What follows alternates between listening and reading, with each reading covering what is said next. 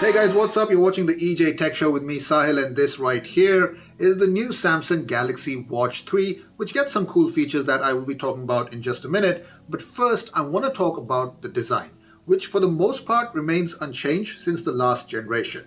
And honestly, I'm okay with that, because in a world where smartwatches are getting squarer by the day, it's nice to see Samsung retaining the traditional circular timepiece. Although that being said, square-shaped smartwatches do have an obvious advantage over circular ones. They tend to offer better screen-to-body ratio, making it easier to type and interact with notifications. But if you don't really care about that, then you're going to love the rounded 1.4-inch OLED display on the Galaxy Watch 3 with its super convenient rotating bezel. Apart from doubling up as a fidget spinner, it's a terrific way to interact with the user interface.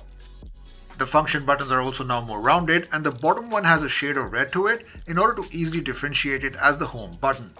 The stainless steel body looks great, while the watch band is now made from genuine leather, which feels way more premium than the default silicone band on the Galaxy Watch 4G. Although it's worth noting that the leather band does make this fairly audible squeaking noise. Yeah, it does do that every time I shake my wrist. But then also I think it's happening because the leather has yet to be worn out, and I've only been using this smartwatch for about 10 days now. So I think eventually that noise will just fade out and not be as noticeable down the line. But right now, I don't think it's anything to get alarmed about. Now the Galaxy Watch 3 is both lighter and slimmer than the previous generation, but it still feels pretty bulky on your wrist. Luckily, it comes in two sizes, 41mm and the bigger 45mm variant that I've been using. Now, go for whichever one you think works best for your wrist. The Galaxy Watch 3 is also IP68 certified for water resistance up to 5 ATM, which means you should be able to swim with it, but you may want to swap the watch band for something made of silicone or nylon, as leather usually doesn't fare too well in water. By the way, Samsung sent me the LTE variant of the Galaxy Watch 3, which means you can use it to make calls directly from the watch without having to rely on your smartphone. But FYI, that LTE feature only works with Samsung devices that support either Airtel or Jio. That means no Vodafone, no other Android phones, and definitely does not support an iPhone.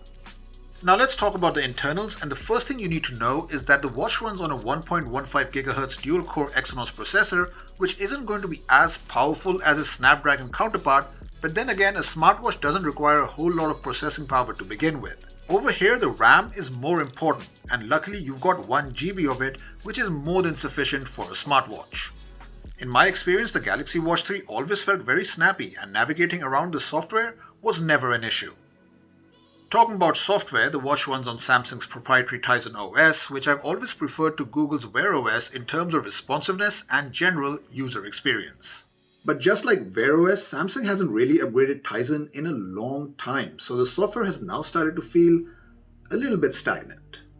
Also, third-party app support still isn't all that great, as you have to rely on the Galaxy Store instead of the Play Store for all your downloads. Overall, app selection pales in comparison to Wear OS and Apple Watch devices. On the plus side, the Galaxy Watch 3 offers a great amount of personalization options. There are over 80,000 downloadable watch faces available on the Galaxy Store, and a lot of them are free. Now, Samsung has packed in some noteworthy health features inside the Galaxy Watch 3 in order to help it better compete with the Apple Watch. You now get blood oxygen level tracking, fall detection that will automatically send out an SOS if it detects that you took a hard fall, as well as ECG monitoring, which isn't available in India just yet, but Samsung says it's coming soon. Sleep tracking is also available here, as it was in the previous generation, and it works really well now. It's been able to pick up when I fall asleep and wake up in the night, while the Samsung Health app provides plenty of insights on your sleep quality that might help you improve.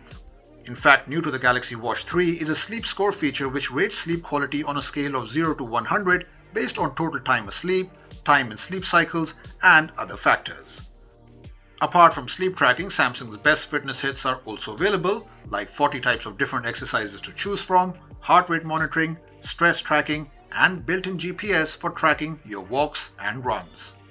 Finally, let's talk about battery life, and this is one area that continues to impress me in Samsung's Galaxy Watch lineup. The battery unit on this watch will easily last you for 1.5 days and even 2 days with the power save mode turned on. The biggest downside over here is the charging speed, as it takes almost 2.5 hours to top it fully, which is a bit weird for a watch that only packs in a 340 mAh battery. The slight silver lining, however, is that if you happen to own the latest Samsung flagship phone or any Qi certified devices, then you can wirelessly charge the smartwatch as well. Also keep in mind that this is the 45mm variant with a bigger battery, so if you're planning to buy the 41mm one, expect a shorter battery life. So overall, the Galaxy Watch 3 is offering you everything I expect from a good smartphone: a fantastic design, loads of health features, and fast performance. Best of all, it's compatible with both Android phones and iPhones. The software is definitely due for an upgrade, but Tizen is still miles ahead of Google's Wear OS. And if you're okay with the 32,990 rupees price tag for the 45mm variant, then I say go for it.